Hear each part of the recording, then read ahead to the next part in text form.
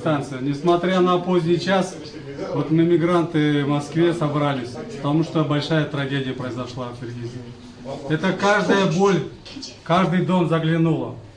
Мы не ожидали от соседей таких агрессий.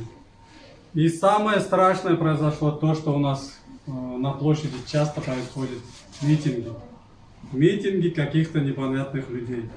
К чему они стремятся, что они этим добиваются, непонятно. Я хочу к ним обратиться. Вы никогда не победите нас. Мы победили. Садыр Нуркожевич, наш президент, Камчия Кадышевич, делает правильную политику в отношении приграничных районов. У нас будут границы. У нас построят новые красивые дома Баткены. Будет новая молодежь там строить, укреплять будем. Все вместе с кыргызстанцами построим новый Баткен.